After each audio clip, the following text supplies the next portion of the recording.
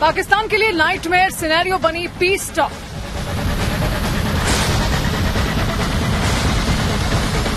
कूटनीतिक अगुवाई पाकिस्तान के काम नहीं आई। अमेरिका ईरान को राजी करने में नाकाम रहा Pakistan.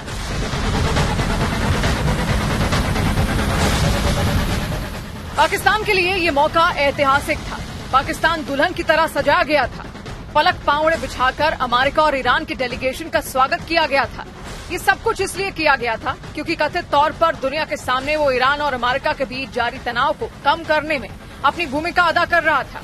Pakistan has been and will continue to play its role to facilitate engagement and dialogue between the Islamic Republic of Iran and the United States of America in the days to come. लेकिन यहाँ भी पाकिस्तान की भूमिका पर सवाल खड़े हो गए।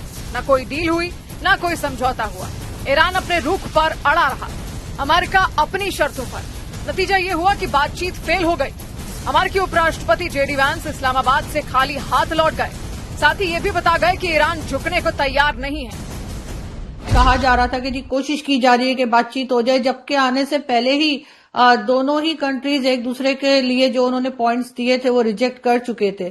उसके बाद भी इस टॉक को करवाया गया और जाहिर है कि जिस तरह की कंडीशंस या जो पॉइंट्स अमेरिका ईरान को दे रहा है वो ईरान कभी भी नहीं मानेगा। ईरान क्यों मानेगा कि वो अपने मिसाइल्स की रेंज कम कर दे या वो अपने न्यूक्लियर वेपन्स की तरफ ना जाए। इस किस्म की जो शर्तें लगाई गई है अमेरिका की तरफ से वो ईरान पहले भी नहीं मान रहा था और इसीलिए वो सैंक्शंस भी झेल रहा है। अब यहीं से पाकिस्तान के लिए असली समस्या शुरू होती है, क्योंकि बातचीत की टेबल पर पाकिस्तान की मेजबानी में बात न बनना न सिर्फ पाकिस्तान के लिए कूटनीतिक नाकामी साबित हो सकती है, बल्कि ये पाकिस्तान के अस्तित्व के लिए भी खतरा बन सकती है। क्योंकि एक तरफ अमेरिका है जिससे पाकिस्तान को आर्थिक मदद और सुरक्षा संबंध चाहिए, दूसरी तरफ ईरान है जो पाकिस्तान का पड़ोसी है। इन दोनों के बीच तनाव बढ़ने के साफ मायने हैं। पाकिस्तान एक साथ दो दबाव में फंस जाता है, अमेरिका की रणनीतिक उम्मीदें और ईरान की सीधी भौगोलिक चुनौती। अगर अमेरिका सैन्य विकल्प अपनाता है तो पाकिस्तान से एयरबेस और लॉजिस्टिक सपोर्ट की मांग हो सकती है। ऐसी स्थिति में पाकिस्तान की किसी भी सहमति का मतलब होगा सीधे ईरान के निशाने पर आना। ईरान पहले ही चेतावनी दे चुका है कि जो देश अमेरिका को अपनी जमीन देंगे वो उस देश पर जवाबी कार्रवाई झेलेगा। करीब 900 किलोमीटर लंबी सीमा पर तनाव बढ़ सकता है जो हॉट जोन में बदल जाएगा। आतंकी गुट इस स्थिति का फायदा उठाकर हमले तेज कर सकते हैं। सीमावर्ती इलाकों में एक्टिव जैश उल अदल जैसे गुट इस अराजकता का फायदा उठाकर पाकिस्तान और ईरान दोनों के खिलाफ हमले तेज कर सकते हैं। पाकिस्तान में दुनिया की दूसरी सबसे बड़ी शिया आबादी रहती है। ईरान के खिलाफ किसी भी सैन्य सहयोग से पाकिस्तान के भीतर गंभीर सांप्रदायिक दंगे और गृह युद्ध जैसी स्थिति पैदा हो सकती है। इन्हीं हालात से बचने के लिए बिचौलिए पाकिस्तान ने भव्य तैयारियां की थी। सूटेड बूटेड सेना प्रमुख और पीएम शहबाज शरीफ ने अमेरिका और ईरान की खिदमत में कोई कसर नहीं छोड़ी, लेकिन पाकिस्तान की मौजूदगी को न सिर्फ शून्य समझा गया बल्कि पाकिस्तान की इस पूरी कवायद को एक शो पीस डिप्लोमेसी के तौर पर देखा गया। अमेरिका और ईरान दोनों ने अपने अपने हितों को प्राथमिकता दी और पाकिस्तान सिर्फ एक मेजबान बनकर रह गया। इस नाकामी ने यह भी साफ कर दिया कि वैश्विक ताकतों के बीच पाकिस्तान की साख कितनी सीमित है, क्योंकि इस पूरे घटनाक्रम ने पाकिस्तान को एक मजबूत बिचौलिया नहीं बल्कि एक बार फिर कमजोर कड़ी के रूप में दुनिया के सामने बेनकाब कर दिया। इस वक्त पाकिस्तान यकीनन एक नई मुश्किल में फंसता दिखाई दे रहा है, क्योंकि अगर सऊदी अरेबिया पे अटैक होता है और जो उन्होंने एग्रीमेंट कर रखा है सऊदीया से, तो इनको तो जाना पड़ेगा, ये इनकार नहीं कर सकते। और ऐसे में क्या यहाँ पर अमेरिकन को भी जगह दी जाएगी? क्योंकि मेरा ख्याल है ये बेवकूफी पाकिस्तान को नहीं करनी चाहिए। अगर ऐसा हुआ तो डेफिनेटली ईरान के साथ ताल्लुकात हमारे खराब हो जाएंगे और हम नई मुश्किल में फंस जाएंगे। लेकिन जो बात आज हुई है, ये यहाँ पर कई लोग इस बात को काफी अरसे से कह रहे थे कि इसका कोई रिजल्ट नहीं निकलना, और वही हुआ। इन हालात के बीच सबसे बड़ी चुनौती पाकिस्तान के सेना प्रमुख आसिम मुनीर और पीएम शहबाज शरीफ के सामने है। पाकिस्तान अब एक ऐसे मोड़ पर आ गया है जहां हर फैसला जोखिम से भरा है। एक तरफ ईरान से टकराव का खतरा, दूसरी तरफ अमेरिका को नाराज करने की कीमत।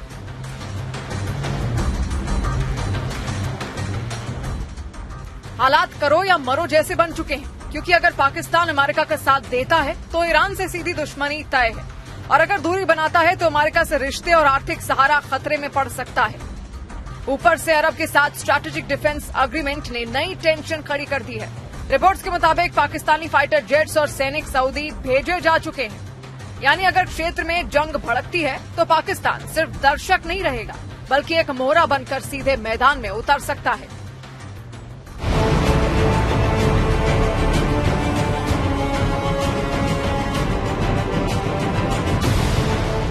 इजराइल के बेन गुरियन एयरपोर्ट पर विशाल अमेरिकी वॉर प्लेन का जमावड़ा लग रहा है। इस्लामाबाद के पीस पॉइंट से शांति की प्रस्तावना लिखने वाले पोस्टर हटाए जा रहे हैं। हालांकि सुरक्षा व्यवस्था अभी भी हाई अलर्ट पर बनी हुई है। संवेदनशील इलाकों में अतिरिक्त फोर्स तैनात कर दी गई है।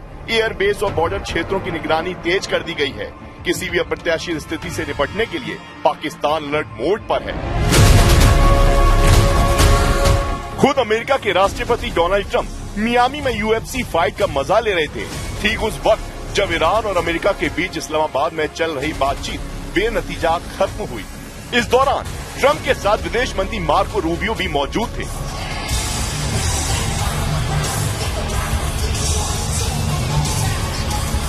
ये सब कुछ किसी इत्तेफाक का हिस्सा मत समझिए। ये ईरान में उस परमाणु कार्यक्रम का असर है जिसे लेकर अमेरिका और इजरायल लगातार सख्त रुख अपनाए हुए हैं। ईरान बार बार साफ कर चुका है कि वो अपने न्यूक्लियर प्रोग्राम से पीछे हटने वाला नहीं है और यही जिद टकराव को और खतरनाक बना रही है। The fact is that we need to see an affirmative commitment that they will not seek a nuclear weapon and they will not seek the tools that would enable them to quickly achieve a nuclear weapon. That is the core goal of the President of the United States, and that's what we've tried to achieve through these negotiations. Again, their nuclear program, such as it is, the enrichment facilities that they had before, they've been destroyed. इसी बीच Israel के Ben Gurion airport पर अमेरिकी war planes की मौजूदगी संकेत दे रही है कि हालात सिर्फ बातचीत तक सीमित नहीं है। कूटनीति के दरवाजे बंद होते दिख रहे हैं और सैन्य विकल्प धीरे धीरे हकीकत बनते जा रहे हैं। यानी आने वाले दिनों में ये टकराव सिर्फ बयानबाजी नहीं बल्कि एक बड़े संघर्ष का रूप ले सकता है, क्योंकि ईरान वहां अड़ा है जहां खतरा बड़ा है। रिपोर्ट्स के मुताबिक अमेरिका और इजरायल दोनों ही देश इस बात का दावा कर रहे हैं कि 40 दिनों की जंग में ईरान के न्यूक्लियर ठिकानों को तबाह कर दिया गया है, लेकिन जमीनी हकीकत इन दावों से कहीं ज्यादा जटिल नजर आ रही है। ईरान का न्यूक्लियर नेटवर्क पूरी तरह खत्म नहीं हुआ, बल्कि कई हिस्से अब भी अंडरग्राउंड और छिपे हुए माने जा रहे हैं। IAEA यानी इंटरनेशनल एटॉमिक एनर्जी एजेंसी को भी कई संवेदनशील साइट तक पूरा सक्सेस नहीं मिला है, जिससे असली स्थिति पर सस्पेंस बना हुआ है। यानी एक तरफ अमेरिका और इजरायल जीत का दावा कर रहे हैं तो दूसरी तरफ ईरान अपने प्रोग्राम के जारी रहने की बात कह रहा है। एक अनुमान के मुताबिक ईरान के पास अभी भी इतना यूरेनियम मौजूद है जिससे 10 परमाणु बम बनाए जा सकते हैं। यही वो सच है जो इस पूरे टकराव को और ज्यादा खतरनाक बना देता है। ईरान के पास मौजूद यूरेनियम और अधूरी निगरानी दुनिया के लिए सबसे बड़ी चिंता बन चुकी है। अमेरिका और इजरायल इसे खत्म करने की बात कर रहे हैं, लेकिन ईरान इसे अपना अधिकार बताकर पीछे हटने को तैयार नहीं है। यानी एक तरफ परमाणु क्षमता, दूसरी तरफ सैन्य तैयारी और बीच में फेल होती कूटनीति। ये समीकरण साफ इशारा कर रहा है कि आने वाला वक्त सिर्फ तनाव नहीं बल्कि एक बड़े टकराव की ओर बढ़ सकता है। और अगर ये टकराव भड़का तो इसका असर सिर्फ इस क्षेत्र तक सीमित नहीं रहेगा बल्कि पूरी दुनिया इसकी चपेट में आ सकती है। 21 घंटे में वार्ता फेल, 48 घंटे में ईरान पर हमला।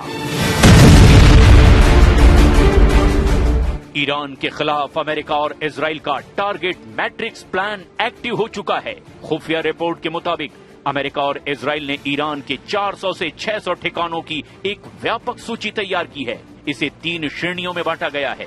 इसमें 80 से 120 ऐसे ठिकाने हैं जिन्हें युद्ध के पहले 6 घंटे में ही नष्ट करने की योजना है। इनमें mobile missile launcher, drone command centre और वायु रक्षा प्रणालियां जैसे S-300, S-400 भी शामिल हैं। दूसरा है आर्थिक और ऊर्जा लक्ष्य, खार्ग द्वीप और बंदर अब्बास जैसे बंदरगाह पर हमले। रिपोर्ट के मुताबिक इजराइल का मानना है कि ईरान की तेल अर्थव्यवस्था को ठप करने से ही उसकी युद्ध क्षमता खत्म होगी। नतांज और फोर्डो जैसे भूमिगत ठिकाने। हालांकि ये बहुत गहरे हैं, लेकिन इजराइल बंकर बस्टर बमों के साथ कम से कम 15 से 20 प्रमुख परमाणु केंद्रों पर हमले की फिराक में है। इधर दूसरी तरफ ईरानी खुफिया विंग कुद्स फोर्स की रिपोर्ट के संकेत मिलते हैं कि वो केवल बचाव ही नहीं करेंगे बल्कि हमला भी करेंगे। हॉर्मुज में ईरान ने पानी के भीतर चलने वाले आत्मघाती ड्रोन तैनात किए हुए हैं। यदि ईरान की धरती पर हमला होता है तो लेबनान, सीरिया और इराक से एक साथ 1,500 से 2,000 मिसाइलें इजराइल की ओर दागने की खुफिया सूचना है। वहीं दूसरी तरफ ईरान ने और ज्यादा खूंखार हमले को लेकर के तैयारी पूरी कर ली है। रूस की S-400 और वर्बा मिसाइलें तैयार।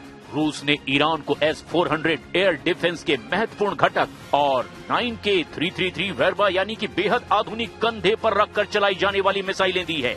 ये मिसाइलें कम ऊंचाई पर उड़ने वाले अमेरिकी हेलीकॉप्टरों और ड्रोन्स के लिए काल साबित हो सकती हैं।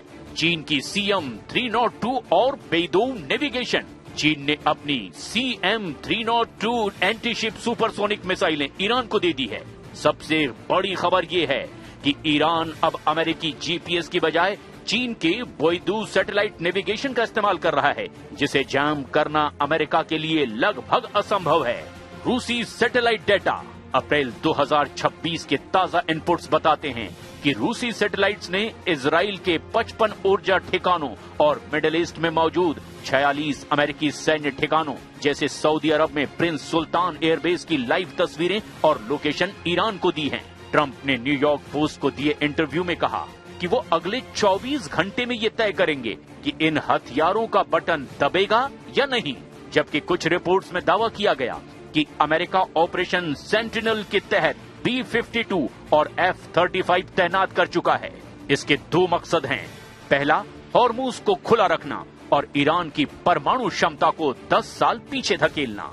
खुफिया रिपोर्ट इशारा कर रही हैं कि वास्तविक मिसाइल हमले से 1-2 घंटे पहले ही ईरान के पूरे बिजली ग्रिड और संचार तंत्र को ठप करने के लिए एक बड़ा साइबर हमला, ओलंपिक गेम्स जैसे का उन्नत संस्करण लॉन्च किया जा रहा है। खुफिया विश्लेषकों का मानना है कि खार्ग द्वीप पर हमला पूरी तरह विनाश की श्रेणी में हो सकता है, जिससे फारस की खाड़ी में तेल का रिसाव एक बड़ा पर्यावरणीय संकट भी पैदा कर देगा।